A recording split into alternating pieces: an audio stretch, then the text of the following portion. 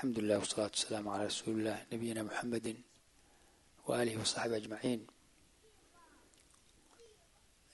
There is authentic hadith that the Prophet sallallahu alaihi wasallam said, من أحب أن يبسط له في رزقه وينسأ له في أثره فليصل رحمه وكما قال عليه الصلاة والسلام. In that hadith, that from the ways to be provided with provision is to maintain the ties of kinship. Maintaining the ties of kinship, the relative, especially the parents. And the rest of the relative, brothers, sisters, aunts, uncles, is from the ways to earn wealth and to earn provision in general. من أحب أن يبسط له في رزقه. Whoever likes his rizq, his provision, to be enlarged,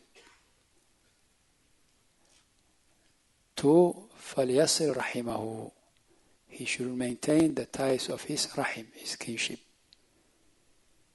It's very important. Sometimes the person may suffer in his worldly matters and even in his religion matters because of disobedience and disconnection to their relative, especially the parents.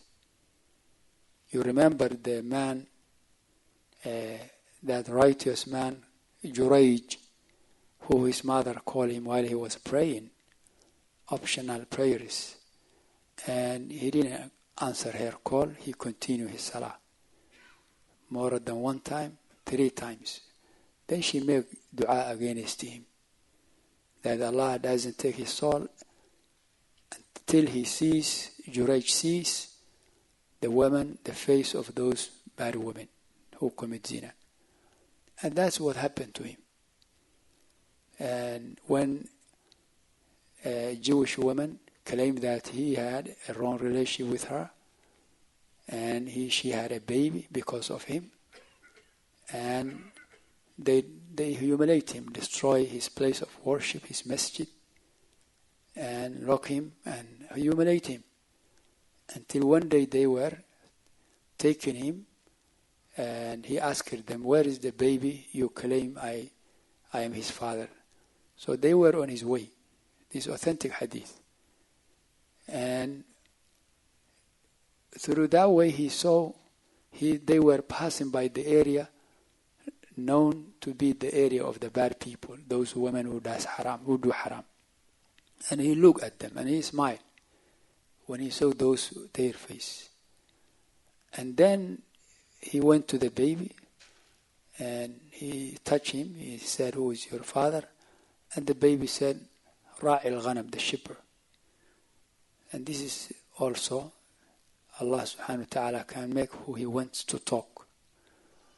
And that was a proof that he was free. And he was righteous. And they say, okay, let we honor you, let we make your place, which we destroy out of gold, out of silver. He said, no, let it be the way it was.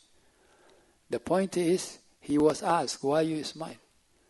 He said, because when I saw the face of those women, I remember, asabatni du'a'u ummi. What happened to me is the curse, is the dua of my mother. So sometimes the person might suffer in his religion. This man, he didn't have freedom to worship Allah Azza wa Jal in that situation. They destroy his place of worship, they humiliate him, he suffered in his religion, in his ibadat. Even though he's righteous, because he didn't answer his mother while he was in optional prayer. He was in salah. How about someone who doesn't answer his mother, he doesn't answer his father, while the father and mother are calling him to the good? Father say, my son, cut the hair. Cut this hair, make your hair even, make shorten. Don't look like the kuffar, don't look like the bad ones. No, I have my hair. Don't imitate the kuffar. It's not easy. Mother wants to talk to. He's not talking to her. He's not talking to her. Father need help, financially to be supported. And he is able to support his father. He neglecting him. Likewise his sister, his brother.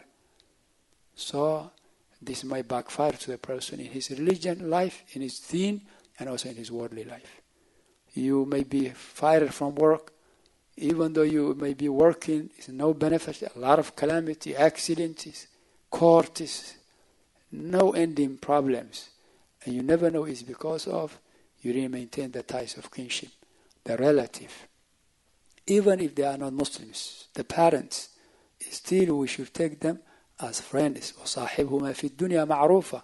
Even if they call you to shirk, don't obey them in shirk. But respect the mother and the father. Talk to them nicely, gently. Alhamdulillah. How about if they are Muslims? How about if they call you to good?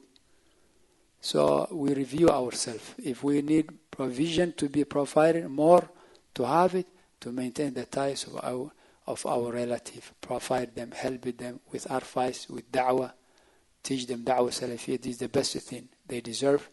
Then whatever you can with of worldly matters, of advice, of money, for the sake of Allah subhanahu wa ta'ala, and through that you also get your worldly inshallah ta'ala provision. And provision is general, it's not necessarily food and drinking. وَفِي السَّمَاءِ رِزْقُكُمْ وَمَا تُوعَدُونَ. Knowledge is provision, wisdom is provision, and the like. We ask Allah subhanahu wa ta'ala to help us to do that. Wallahu a'lam. Wa sallallahu wa sallam ala nabiyina Muhammad.